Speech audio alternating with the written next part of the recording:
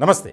తెలంగాణలో డ్రగ్స్ అనే పదం వినిపించకూడదు అని ముఖ్యమంత్రి రేవంత్ రెడ్డి గారు ఒక నిర్ణయం తీసుకున్నారు. దానికి అనుగుణంగానే డ్రగ్స్‌పై ఉక్కుపాదం మోపుతున్నారు.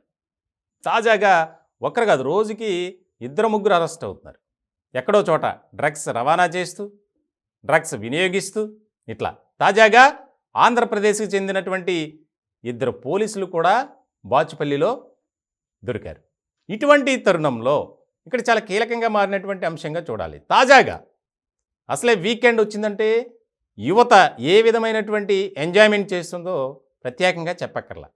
హైదరాబాదులో ముఖ్యంగా మాదాపూర్, జూబ్లీహిల్స్, బంజారీహిల్స్, గచ్చిబౌలిలో ఉన్నటువంటి పబ్బుల్లో యువత విచ్చలవిడిగా ఉంటుంది ఎంజాయ్మెంట్ అనేది.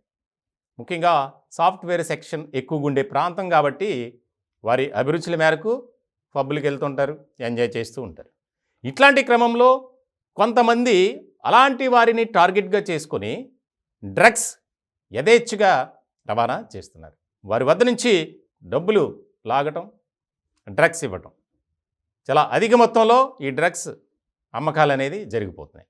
దీనికి సంబంధించి ముఖ్యమంత్రి రేవంత్ రెడ్డి గారు చాలా కీలకమైనటువంటి ఆదేశాలు జారీ చేశారు. అలాగే పవర్ఫుల్ ఆఫీసర్స్ని కూడా ఆ విభాగంలో నియమించారు. ఇట్లాంటి సందర్భంలో తాజాగా జరిగినటువంటి ఒక ఇన్సిడెంట్, 6 ముఠా డ్రగ్స్ అమ్ముతూ పట్టుబడ్డారు. చాలా కీలకమైనటువంటి పరిణామం. ఆ 6 కూడా యువతులే, ఇందులో ఎవ్వరు కూడా పురుషులు లేరు. అంటే చూడండి ఏ రకమైనటువంటి స్థాయిలో డ్రగ్స్ అనేది జరుగుతుంది. తాజాగానే తెలుగు సినీ పరిశ్రమలో బుల్లితెర నటి ఆవిడ దొరికింది.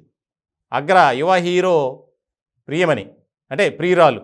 ఇట్లాంటి సందర్భంలో ఇది మర్చిపోకముందే ఇంకా దీని మీద డిస్కషన్ జరుగుతుంది.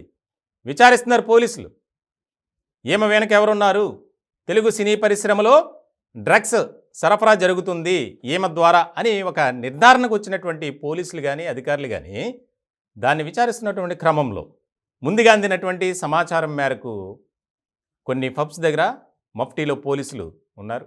దానికి సంబంధించి ఈ 6 పట్టుకున్నారు. 6లో మెయిన్గా మిథున, కొంగల ప్రియ, ఈ ఇద్దరు కూడా బీటెక్ చదివినటువంటి విద్యార్థులట. దీనికి సంబంధించి చాలా కీలకంగా మారినటువంటి అంశం. అంటే యూత్ని టార్గెట్గా చేసుకోవడానికి వీకెండ్ సాటర్డే సండే వచ్చిందంటే హైదరాబాద్లో ఎంజాయ్మెంట్ అనేది ఒక స్థాయిలో, తారాస్థాయిలో, పతాక స్థాయిలో ఉంటుంది. అలాంటి వారినే ఇగో ఈ బ్యాచ్ టార్గెట్గా చేసుకుంటారు.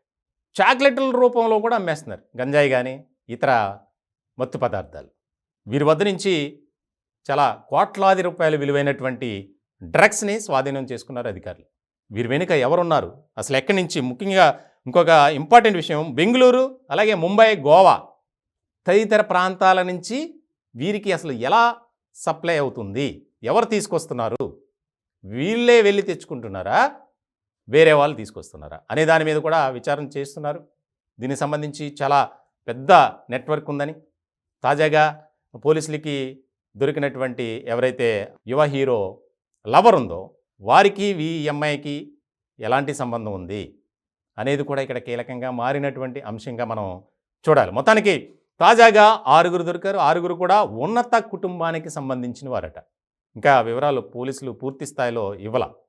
సో చాలా ఎంత ఇంపార్టెంట్ ఇష్యూగా మారిందంటే తెలంగాణలో డ్రగ్స్ వినియోగం అనేది ప్రతిరోజు ఎక్కడో చోట దొరుకుతూనే ఉన్నారు.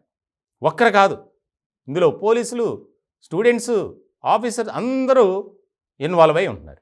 మొత్తానికి ఈ 6 విచారిస్తే ఏ రకమైనటువంటి అంశాలు బయటపడతాయనేది కీలకంగా మారింది.